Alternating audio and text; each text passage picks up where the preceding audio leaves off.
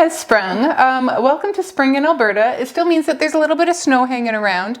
I honestly have been out in the mountains in July and there's still snow around. So that's just kind of how it is living here in Alberta. But it is sunny and beautiful, and we bought tulips for this occasion. We have tulips. Okay, the first sign of spring for me at my house is I get to use my clothesline. I would use my clothesline, except last fall my son mowed it over with the riding lawnmower by accident and he took it down, and the perils of country life. We have not replaced it yet, and so there have been times where I'm like, oh, I could put this on the, nope, I cannot put this on the clothesline until we replace the clothesline. But here's the thing, for like the last 3 years, 7 years, kind of like your backsplash until you redid your kitchen, we have been going to redo that deck.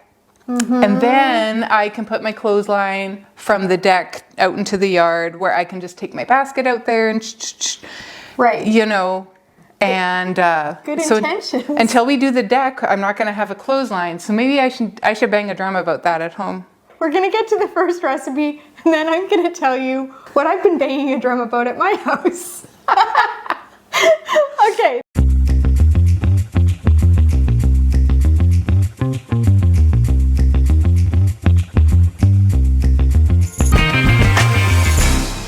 This first recipe screams spring. Yes, ma'am. It is fairly new to us, and my family loves it. In fact, they fight over who gets to take the leftovers to work. That is always a good sign. It is a good sign. This is our chicken asparagus sheet pan. It's asparagus, which is spring-like. It has like a white wine sauce, and so that is light and, you know, airy and springy. And so all of this is just spring.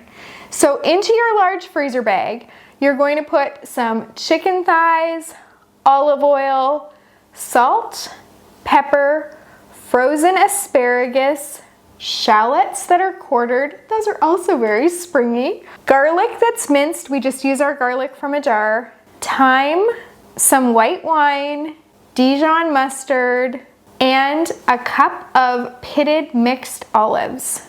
You're going to squish that all together in your bag to combine it. You're going to take out any extra air that's in there so that you don't get freezer burn.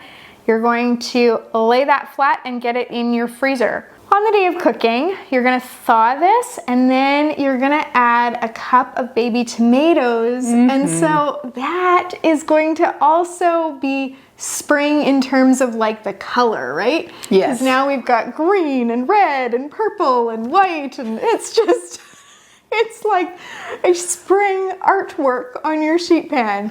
You're gonna put this on a parchment paper lined baking sheet. Add your tomatoes, and you're gonna stir it just to get, you know, that seasoning on the tomatoes. Bake this at 400 degrees for 25 minutes. That's it.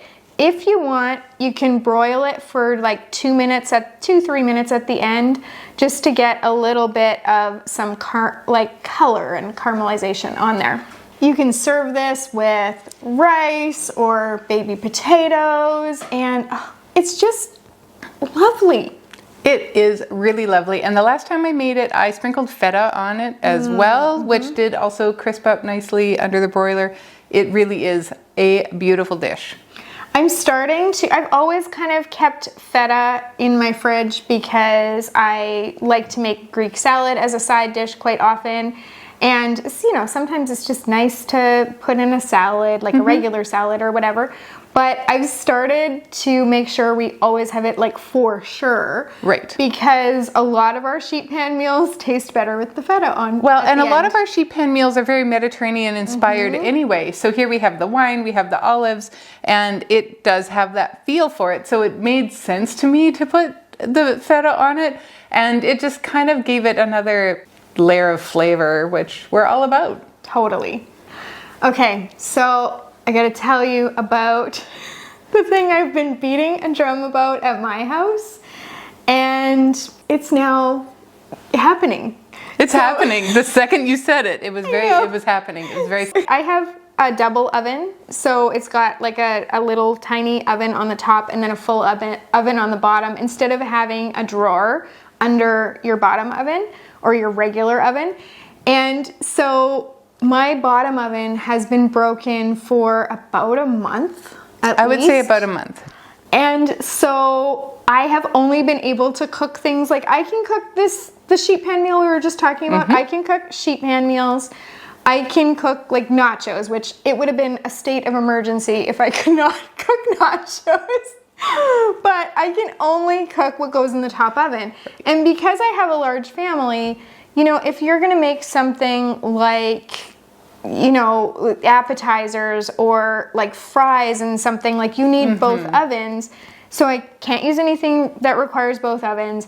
And I can't bake casseroles because the casserole dish doesn't really if you fit. have a lid. I have been making do with the top oven, and it's fine. Like, I mean, I've got slow cooker. The other night we used the barbecue. Like, you know, you get creative and you find ways, and I'm thankful to have ovens. So ovens plural, like the double oven, I'm very thankful for. So it's not like I'm not really crying in my bed at night, like, you know, Yeah, right. cuddled under my blanket. My like, oven. weeping about my oven.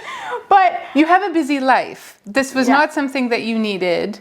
And I tried to take responsibility for it. Like, not that I broke it, but I just tried to, like, you know, fix it myself. And I phoned a repair place, and it turns out that the model number has been taken off our stove oven thing. And so they couldn't help me. So they said I was going to have to take the element into this place in the city, and it's far. it just got complicated. Yeah. And so then I just asked my husband, like, can you just take this off my plate? Because I just have too much right now on my plate, and can you just take over this thing? This is what you need to do. Now, he's a busy guy too. Yeah. We'll give him some grace here. He is a busy guy, but he's also a forgetful guy who does not use the oven every day.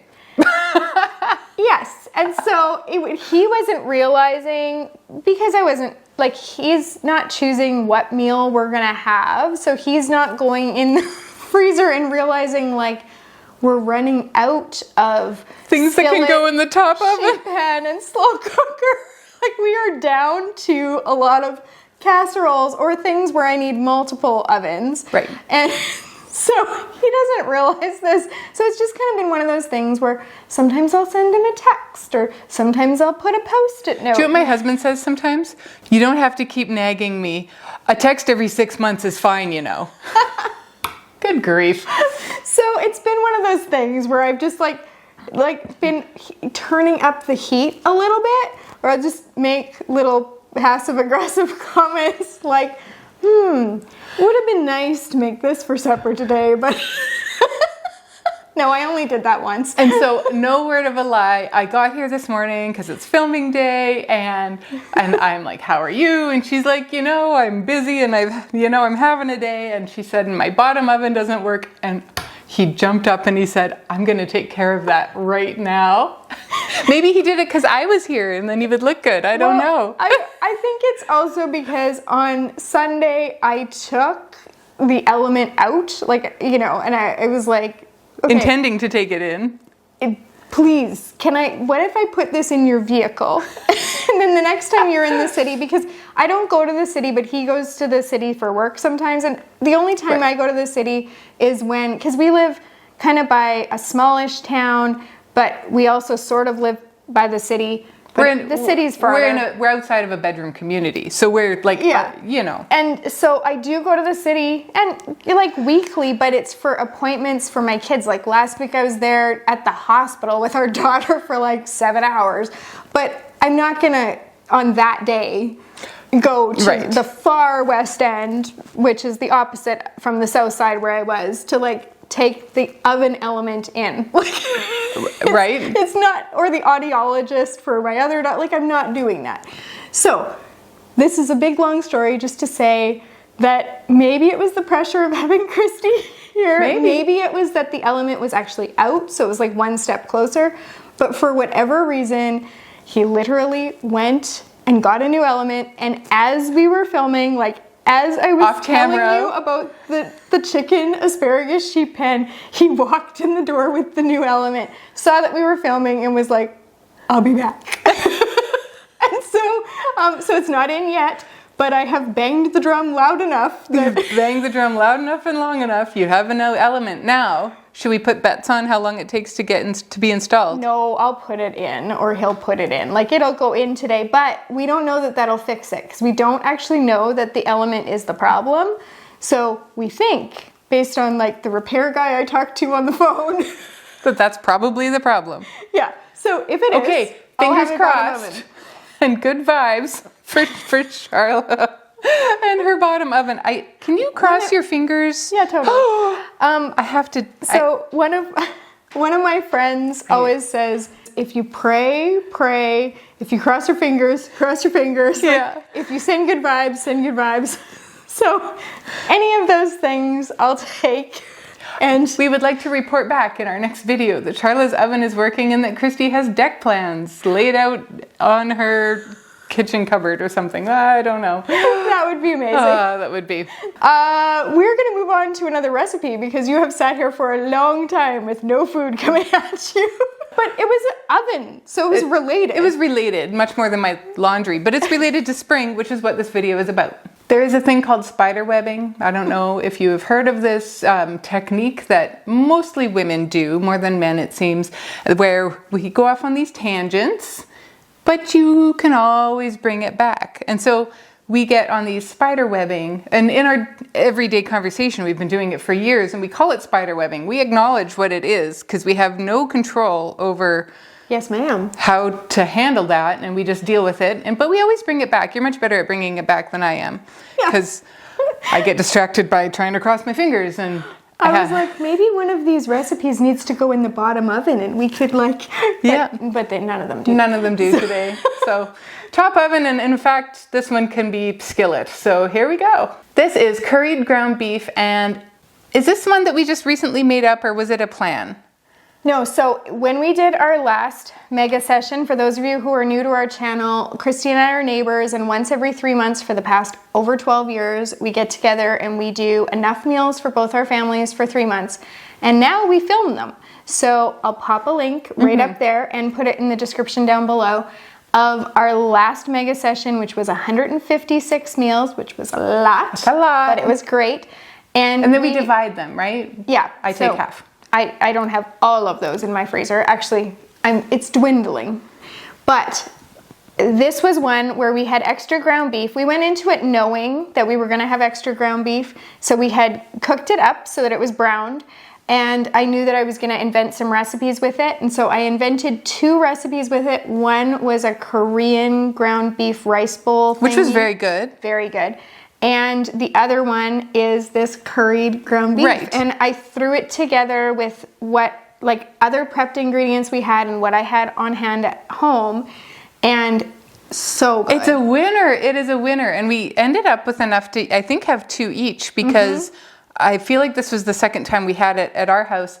And it is so good. My husband is a big beef guy. Like, he eats chicken, he likes chicken, it's fine, but if it's beef, he will automatically eat it. It's automatically going to be a winner, but this is outrageously good. So this time I made it with some rice and some naan bread. I have the mini ones, and I just throw them in my air fryer. I freeze them, so I throw them in my air fryer for 3 minutes, and then they're perfect and ready to go. So we have some ground beef. We're going to add that into our bag, and we're going to add in minced onion, some minced garlic, some Madras curry paste, some cinnamon, turmeric, minced ginger that we like to use from a squeezy tube, some diced tomatoes, some carrots that have been peeled and diced, a cup of frozen peas, salt and pepper to taste, and that is it. We are going to mix this around right in our bag. That saves us from having to mix it in a bowl. We can just do it right here, and then we're going to get the excess air out. We're going to seal it up and freeze it. On the day of cooking, we are going to thaw it. We are going to just do it on the stovetop. It is so fast and easy, right into a large skillet. You can dump your bag, and you can just heat it up until it's bubbling. You can serve it with rice, like I said. You can serve it with naan. This is also a nice one to do in your slow cooker, so you can set it and forget it and come back later and eat your wonderful beef curry. The next recipe we're going to share with you is our spinach artichoke one-pot pasta. It's a really nice light one for being a pasta, because pasta can be quite heavy. It's light because of the spinach and the artichoke and just, you know, and it's got green in it, which seems like a spring color. It totally does. And spinach is a spring vegetable, I would say, because it's one of the earlier ones that are ready for all you gardeners out there. You know, like your spinach is pretty early as things go in your garden. In your large freezer bag, you're going to add some drained and chopped artichoke hearts, diced onion, salt, pepper, minced garlic, chili flakes, and chicken broth or vegetable broth, or you could even use water if you don't have any broth on hand. Then you're going to put some shredded mozzarella cheese into a medium-sized freezer bag. A medium size is a quart size. You're going to get the air out of both of those bags and seal them. You're going to staple those together above the seal and freeze them. On the day of cooking, you're going to thaw this, and then you're going to dump the contents of that large bag into a large stovetop pot. You're going to stir in 2 cups of penne pasta, cover it and cook it for like 15 to 20 minutes. You are going to want to stir it quite often so that your pasta doesn't stick to the bottom of your pot and so that it gets cooked through evenly. You do want to keep it covered when you're not stirring though, so that you have enough liquid in there and don't have it all evaporate on you. When your pasta is cooked, then you're going to stir in the cheese from your medium-sized bag, and you're going to stir in some fresh spinach. That spinach is going to wilt in there quite quickly. The cheese is going to melt, and then you're going to serve this. If you want, you could add some cooked cubed chicken or cooked shredded chicken when you're making this, if you wanted it to not be vegetarian, and then you would do the chicken broth rather than the vegetable broth. But either way, it's a nice light dish and lovely for spring. It is lovely for spring, and it is only 1 pot, so that is less dishes, and we love that too. And speaking of less dishes, there is a reason why we choose a lot of 1 pot and sheet pan meals, and it is exactly that. Less dishes! So this is another sheet pan meal, but this can also be cooked in your slow cooker, so it's pretty versatile. Yes. This is our pesto chicken and vegetables. You're going to add some boneless, skinless chicken breasts into a large freezer bag, and then you're going to add some pesto, diced zucchini, diced carrots, some kernel corn that can either be drained from a can or frozen, some chicken broth, and dry ranch seasoning. Now, I almost always add frozen Brussels sprouts when I'm making mine as well, but those are optional because I know that Brussels sprouts are sometimes a love it or hate it thing, so it's up to you. You're gonna get the air out of your bag, seal it, and freeze it. Then on the day you go to make this, you can thaw it, and you can either put it in your slow cooker on low for 4 to 6 hours, or you can dump this onto a parchment paper lined cookie sheet and cook everything all together at 375 for 40 minutes. That is really, really great. I have to admit, I have a love-hate relationship with frozen Brussels sprouts. I always feel like it's like they do them with a machine, right? And so they end up being this big by the time they're done. And I just, and I was, while you were talking, I'm like, okay, I think this fall I'm gonna like make my own frozen Brussels sprouts. I think I'm gonna trim them and cut them in half and then blanch them and freeze them so that I can add them to this dish without having to have them fresh, without having to suffer through frozen Brussels sprouts from the store. But it is a nice addition to this dish. It is nice really to is have nice. them. And it's more green and yeah. Lately, I've been adding Brussels sprouts to more and more things, much to some of my family members' chagrin. There's a lot of iron in Brussels sprouts. There's a tremendous amount of vitamins in Brussels sprouts. They're healthy. They're so good for you, and they are an acquired taste. But I think in a previous video, we had kind of talked about, serving things over and over again, and eventually the idea is somebody will continue to eat it and like it. My husband is getting that way about broccoli. He was not a fan, and he's starting to, I think it's an acquired taste for him. It's starting Well, and you don't serve it a lot because you're allergic to it, so you don't make broccoli a lot. But I made him these meal prep bowls. Yeah. I'll pop a video for that up there and down there. And they were like, they're all individual servings. He was looking for protein bowls, and so I put broccoli in like more than half of them, I think. And he's liking it. But when I was asking him about vegetables, he mentioned broccoli. And then when I actually made them, he was sort of like, broccoli? Yeah, like, I don't like broccoli. And I was like, you said, and he's like, I did say, because it's healthy. And so I'm like, and then today, well, you were here. Yeah, I was here. He was like, he's eating his for lunch, and it was this one that was like a marinara chicken one, but it was on cauliflower rice, and then it had broccoli on the side. And he was like, I think I'm starting to like broccoli. So, maybe I think broccoli is delicious, and I'm glad that he's getting on board with the broccoli. That's so funny. And that could happen for you, for Brussels sprouts. Not for you, but for you, for Brussels sprouts. So you never know, It happened with me with olives. Me too. I didn't used to like olives when I was a kid because of that bitter, the tang. And as an adult, I had once read or heard that your taste buds change every 7 years. So periodically I would try a green olive out of the jar and be like, oh, that's disgusting. And one day it wasn't. And now I think they're delicious. And there's so many varieties and so many options when it comes to olives. So that's right. I'm on the olive train now too. We have a soup for you, which is definitely can be categorized as a spring soup because it is so light and delicious. And it is a myriad of dances on your taste buds. It was really, really good. We talked about doing our carrot soup, but because carrots can be a spring vegetable. Spring carrots, spring carrots are delightful. Although it's early summer, right? Like that's still pretty early. Listen, we grow our vegetables in a zone 3 here, so bear with us. It is not like we have a tremendous amount of growing days. So our carrots are usually ready earliest if you can get them in the ground pretty early, or if you start them early. We are eating carrots by July. Yeah, not really so spring. So carrot soup was on the docket, and then it was like, and because of the color, and because carrots, have a longer growing season and they keep for a while because they're a root vegetable, we had them in our fall soups video. Yeah, she's like, we could do carrot soup. And I'm like, we can, because we put it in our fall soups video. Well, you're right.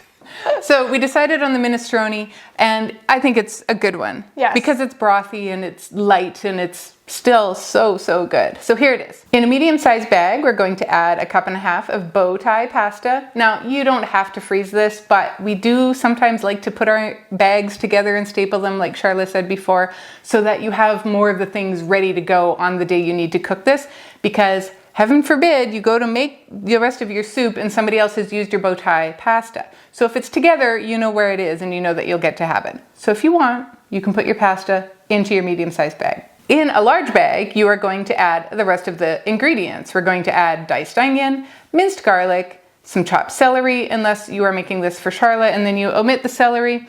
And you're going to add in some sliced carrots, some white wine. We're going to add in mixed beans that have been rinsed and drained, and some diced tomatoes, some tomato paste, Italian seasoning, some pepper, some shredded Parmesan cheese right into this bag, and 1/4 cup of pesto, which is going to add some terrific zip. You're going to mix all these ingredients around together in the bag. Now, you could, if you want, add 4 cups of vegetable broth right now into the bag, or that is something that you can probably safely store away in your pantry for the day of cooking and omit it. That way it gives you a skinnier bag, which is nice when your freezers look like ours, and it's unlikely that one of your kids is going to come and steal a whole box of chicken broth, or vegetable broth rather, when they're having a midnight snack. So true. It's so true. Like they might make the pasta. They if might you make have the pasta. Teens. Your vegetable broth is probably safe.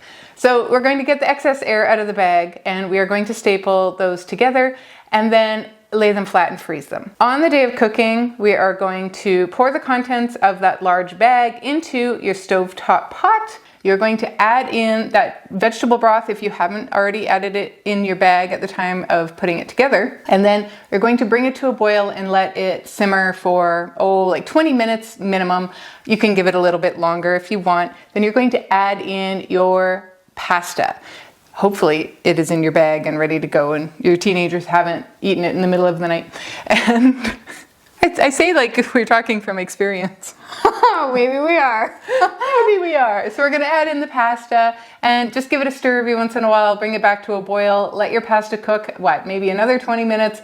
And you're going to want to serve this. Now, this is one of those recipes that we have always said, if we're going to make it, because we've made a few in the past, and this is one we always say, let's make the good one with the wine in it. Putting the wine, like it's a whole cup of wine in this, just gives it such a pleasant kick. It makes it alive somehow. It's very, very nice. It's really good. And the Parmesan and the pesto, it's just a good combination of flavors. Yeah, it really, really is. Now, if you don't want to use regular wine, you can use de-alcoholized wine. If you don't want to use that, you could use apple juice and it would be okay. But we use it with the wine and it is wonderful. And the other thing is, it's really good when you're freezer cooking to cook with similar ingredients. It saves you a lot of money. And so we had white wine in our chicken asparagus sheet pan, and then we also have it in the pesto minestrone. So if you're making these on the same day and doubling both, because that's the best use of your time and money, you're going to use your full bottle of wine. And you're not going to buy expensive wine because you're cooking with this, right? So maybe you even got that hopefully inexpensive wine on sale. Right. Because you knew you were going to need it for these recipes. And so you kind of keep an eye out when we know, like, I would say more of our recipes call for white wine than red wine. We hardly have any red wine. We have occasional beer, oddly enough, but we have a really good chicken taco soup that has beer in it. Yes. And we say the same thing. We have the good one with the beer in it. And it's not like we are like lushes or anything at all. We are not very drinky in the slightest, but it does really enhance your food sometimes. Yes. Now, I wanted to talk just for a minute about if you're living on your own or if there's only two of you, how you would take some of these recipes and adapt them for that, because that's a question that we get a lot. And we make videos specifically for, cooking for two or cooking for one. But if you're thinking some of these recipes sound amazing and you'd like to make them, I'll just quickly tell you what you would do to adapt them. So the pesto minestrone, you could cook it up entirely. And then, with the pasta, it might get a little bit mushy if you cook it up entirely, and it also would absorb some of, so I would cook it up without the pasta, and then put it in your bags, and then on the day that you're gonna heat it up, so you're just gonna use the little quart-size bags, you're gonna scoop that into them, and then on the day you go to heat that up, you can just put your quart-size freezer bag, dump that into a really small pot, and then just use a smaller amount of pasta, stir that in once it comes to a boil, because then your carrots are softened, everything, your onion is softened and all of that, so it wouldn't take very long. And nothing says that you have to use bow tie pasta. If you're putting in a half a cup of bow tie pasta, you're not gonna get very many per your pot. You could do small shells, you could do macaroni, you could do whatever. So there's lots of wiggle room in freezer meals generally. Absolutely. Now, for the sheet pan meals, I'm excited to tell you this. I was at Costco recently and I saw that they had these little sheet pans. Now, I think they're maybe designed for like an air fryer or maybe not. Probably. But they're, or a toaster oven. The toaster oven size. But they were really sturdy. It was a pack of like 3 or 4 of them.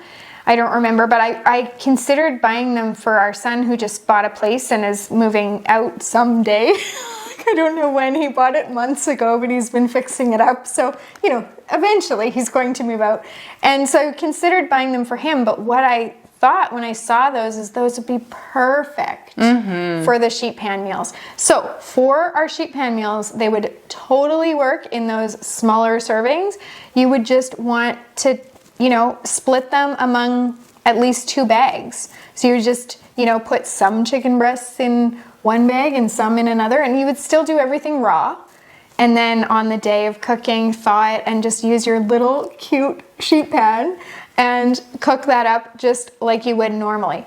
Now, the one pot, you can do it, but just be honest with you, it's a little trickier because with the one pots, you have to get the right amount of liquid to pasta ratio. And so technically it could work to split it, but it wouldn't. You would have to be really careful with your measurements. Right. In that case, I would omit the extra liquid, and I wouldn't do it as a one pot. I would cook my pasta separately and then add it on as a sauce, which I do a lot of times for our one pot meals anyway, because maybe I just don't pay attention, or I overmeasure, or I something, but it always seems to mess it up for me. Charla is a pro at it and she loves it. And I'm kind of like, I kind of like the old fashioned way of doing it because I feel like I have more control in the situation and I am more guaranteed to have a good result. So that would be my suggestion. If you're going to do the one pot meals, omit the extra liquid, cook your pasta separate on the day of cooking, because it's just going to be, it's a 2-pot recipe. It is now a 2-pot recipe. And the strainer, so you do have some dishes, but yes, and the sauce is so good that it's going to taste really good on your pasta anyway. So you could absolutely do it that way. And then the curried ground beef, your ground beef is already cooked before you add it to the bags. So this one is perfect for reheating, and it's perfect for separating into individual portions or portions for 2. You could either do it. That's when you can use the little mini nans. Oh, perfect for the mini nans. For the mini nans. And you could do it in the quart-size bags, or you could do it in the microwave-safe, freezer-safe, dishwasher-safe containers. You can find those containers in our Amazon shop. The link for that is down below. So there's lots of options to take these family-sized meals and to shrink them into smaller portions. I thought of one more thing. Back to the one pot. You can cook pasta and freeze it. So on your assembly day, you could add cooked pasta to your freezer bag, again without all that extra liquid, and then, but here's the thing with cooking pasta and freezing it. You must, so it gives the directions on the box or on the bag, right? And it'll give you an al dente. Say it's 8 minutes till it's cooked till al dente. You want to cook it at 6. You want to drop a couple of minutes off of that cook time that they tell you on the box, and then you are going to just drain it right then, so you only have to wash your strainer one time, mix it into your meal, and then bag it up, and then it's just reheating, not a reheat, but then it's just cooking that meal, and your pasta won't get overly mushy because you've undercooked it in the first place. That is how you do that. It does not work for gluten-free pasta. It will fall apart if you even look at it wrong, and so just don't do it with gluten-free pasta. Cook that on the day of. Yes. But yes, you're absolutely right. And then the third way that you could do that or any of these is if you're in the Freezer Meals 101 Club, link for that is down below, then you can go in and just, we've got a little toggle and you can change the serving size. And so then it would do all the math perfectly for that one pot, so you know exactly how much goes in each one. And you don't have to make 2, you could just make 1 if you wanted, because you can change the serving size. But I will tell you, if I'm gonna go to all that work to make 1, I'm gonna make a family size and make 4 of them and split it. That is always our suggestion. It's gonna save you so much time. Even if you're making the family size, double each of these at least, if not quadruple them, and get more meals in your freezer. Because when you're taking out your cutting board, when you're taking out, like if you are straining, like doing a strainer or whatever, you're only doing the dishes once. You're only doing the work of chopping. If you're gonna chop an onion, chop 2. It's pretty easy. The math really works out best for and it freezer meals. saves you money. So much money. So we've talked a lot in this video. We have. That's nothing new. I have one more thing to tell you that has nothing to do with cooking. So if you're just here for the recipes, you can pop off now. But we're gonna show you these like so adorable bunnies. Yes. But the part that I have to tell you about them, they're not mine, they're Christy's. And because Christy's a nice neighbor, she brought them for our decorations today. And for our Easter video decorations too, which we should pop that link up there and down below. Yes, we should. Anyway, these were made by Christy's mother-in-law. Yes, she gave them to me a few years ago when she was doing some downsizing, and she made them for her garden or on their lawn. I forget where she had them, but I put them in a little flower bed that I have in the front of the house. And so I take them in the winter so that they don't get wrecked, and I put them out every spring. And I hadn't really taken them out yet, and so we were talking about it. I'm like, oh, I'll bring the bunnies. So I had to wash them up because they had, they were in my garden. They had dirt in them. So I was washing them, and I flipped it over to give the undercarriage a good go, and it says Val 1991. Isn't that just the sweetest thing ever? I lucked out in the worlds of mother-in-laws, let me tell you. And so I have these beautiful treasured bunnies from my mother-in-law, and I just think they're awesome. So I just wanted to share that with you because Thanks. It's sweet and lovely. Shout out to Val. We just wanted to give Val credit for our decorations today. We're gonna pop a video right there to last year's video that we did of spring freezer meals. And that was in my old kitchen, or my same kitchen, but pre-reno. So that's right. It would be kind of in the brown fun kitchen to go and watch that, I think. I think you're right. Thank you for joining us today, and happy cooking. Bye.